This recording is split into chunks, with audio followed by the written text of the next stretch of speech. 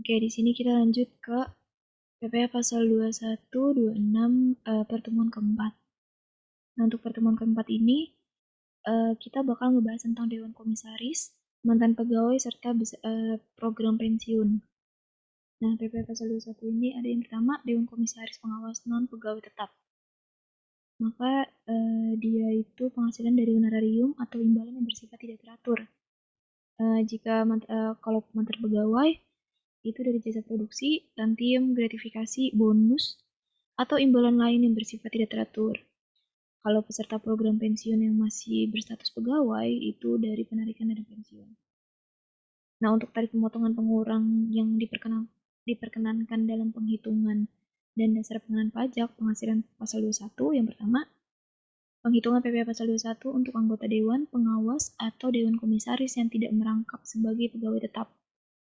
PPh pasal 21 dihitung dengan menetapkan tarif pasal 17 ayat 1 huruf A UU PPh atas kumulatif jumlah penghasilan bruto yang diterima atau diperoleh selama 1 tahun kalender.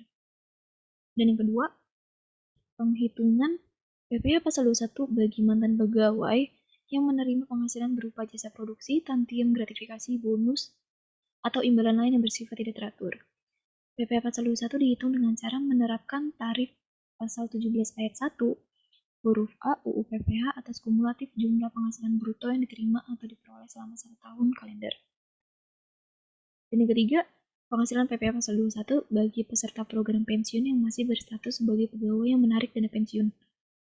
PPh pasal 21 dihitung dengan menerapkan tarif pasal 17 ayat 1 huruf A UU PPh dari kumulatif jumlah penghasilan bruto yang dibayarkan selama 1 tahun kalender.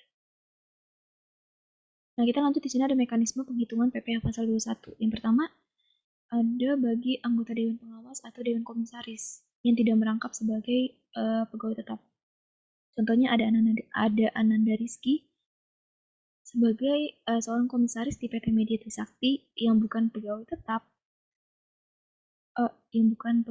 dalam tahun 2022, yaitu bulan Februari 2022 menerima honorarium sebesar 70.000. Maka PPh pasal 21 terutangnya itu ada 5%. Karena maksimalnya itu 60 juta, maka 5% itu dikali 60 juta, maka dapat 3 juta, dan selebihnya, maka 15% dikali 10 juta, jadi 1.500.000. Maka PPh pasal 21 yang harus dipotong itu sebesar 4.500.000. Nah, apabila dalam tahun kalender yang bersangkutan dibayarkan penghasilan kepada yang bersangkutan lebih dari 1 kali, maka PPh pasal 21 atas pembayaran penghasilan yang berikutnya dihitung dengan menetapkan tarif pasal 17 ayat 1 huruf A UU PPh atas jumlah penghasilan bruto kumulatif yang diterima dengan memperhitungkan penghasilan yang diterima sebelumnya. Dan yang kedua, di sini ada bagi mantan pegawai yang menerima jasa produksi, tantium, gratifikasi, bonus, atau imbalan lain. Contohnya ada Enda Permata, bekerja pada PT Angkasa Sakti pada tanggal 1 Januari 2021 telah berhenti bekerja pada PT Angkasa Sakti karena pensiun. Pada bulan Maret 2022, Enda Permata menerima jasa produksi tahun 2020 dari PT Angkasa Sakti sebesar 85 juta. Maka PPh pasal 21 yang terutang itu adalah sama. Karena 5% itu maksimal 60 juta, maka kita taruh 5% kali 60 juta itu sebesar 3 juta. Dan selebihnya 15% dikali 25 juta, maka dapat 3.750. Maka PPh pasal 21 yang harus dipotong itu ditambah menjadi 6.750.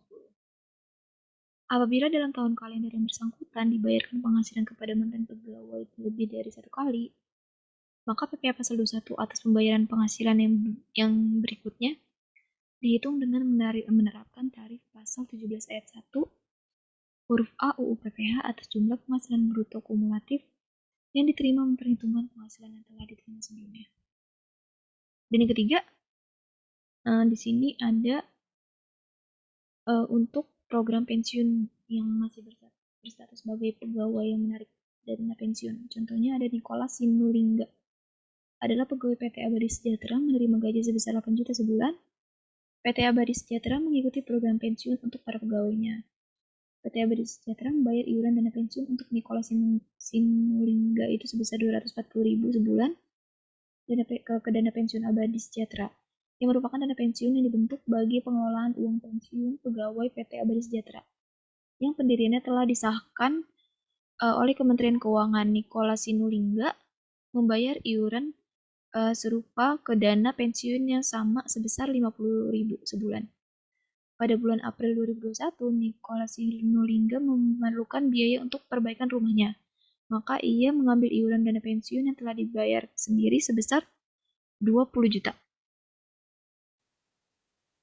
Pada bulan Juni 2021, ia menarik lagi nih dana sebesar 15 juta. Kemudian pada bulan Oktober 2021, untuk keperluan lainnya, ia menarik lagi dana sebesar 25 juta.